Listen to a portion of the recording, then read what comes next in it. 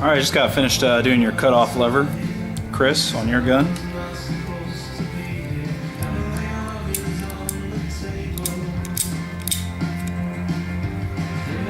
Okay, so you pull the trigger. I'm going to pull just enough to touch the contacts. Alright, right there at that point, so I'm going to pull the cutoff. It does pull it, and the trigger is bypassed. So I let go of the trigger, and I'll pull all the way, and it does pull it. So you're always going to have a semi-shot when you should have semi. Alright Chris, I fixed your compression. So I'm going to hold this forward here.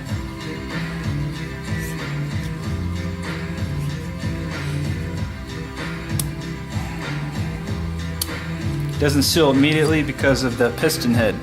G&G piston heads, I guess they're not the right specification to this cylinder, but it seals very good. I mean, you can't really get any better without a better piston head. So there is Teflon tape that went around the cylinder head and a new O-ring inserted in the air nozzle. I didn't have to do any modification other than just insert a new O-ring. This one was too small. So this is finished here. And then checked your cutoff, or I mean your BB magazine loading. So this rotates here. You should have no problem loading in a BB and cycling on feed. Alright Chris, so I just finished your SRC XM8, and I kind of want to go over a few things. One being the, you open this up here, there's nothing to secure for the screw and bolt area. I don't see one on my table, so I'm assuming, you know, I've looked all over the table. I'm assuming since it doesn't secure anything, it's just a fake hole. I don't remember that. This has been deansed over on this side. What else is there to say? The pin that goes into this, it's blocked by the body, which is a pain in the ass, but I've got it in there. The bottom here trying to secure to the oh, that's interesting. Okay, look here. Try to secure to the gearbox and it doesn't secure. I looked inside and it doesn't secure to the gearbox at all. I mean, it just looks like flat. There's barely any type of the screw, just barely goes up. Looks like I got it in there now, but a few things I do not like about this body was the seams. I got it closed. You have to kind of push it together like this to get the seams closed. Another thing I don't like is the selector on the right side has no issue. You know, moving to the right, which doesn't make any sense to me because on the left it moves the exact same way. But when you use the left side with your thumb, you have an issue of turning it, and it just will not turn very well when you get to the full auto area. But the right side has no issue, and it moves the left the same exact way. So I try to imitate this, and it doesn't work for me. I don't know what's going on with that. I guess it has something to do with the selector piece and the selector itself. But on the right side I have no issue, you know, going to full auto, no issue going to semi and safe. The other thing I don't like is you can actually bypass. If I was to push this a little bit more, I can actually bypass, and that will cause the selector plate on this side to get stuck up. So you want to make sure you don't do that.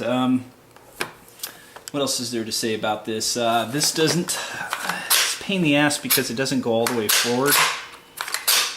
I mean, you have to do that. Otherwise, if you just barely, let's say you just barely push it, it will go right there. And there's no wire in the way. There's nothing absolutely in the way. I checked and checked. The only thing that I guess is getting that caught is the dimensions of the piece, how it was made. Talking about that dimension-wise, when I shoot this gun right now, it's going to sound not the greatest because the beveled pinion is the best it can be. There's absolutely nothing that can be done other than switch the probably the bevel gear out. There is no way to physically add make it drop especially because it's right next to the spear's teeth and there's no way to drop it. So that's probably why you're wondering, oh, this didn't make a great noise. When you first gave this to me, you said check the shimming. You didn't really like the noise. The fact is, it's going to be like that. There's nothing that can absolutely be done except take that gear out and check it, with another gear that has that possibility. But there's absolutely nothing that can be done. So this is the best noise you're going to get, period. There's nothing you can do about this other than take the part out and adjust it. So I'm going to go ahead and show. That way I can say this gun is done. And I have no issue, once you go into semi, you said you could get full auto. I just cannot get that, no matter what. Even if I go as slow as I can. And we've seen, I've done the cutoff modification for that, so that prevents that from happening. Full auto.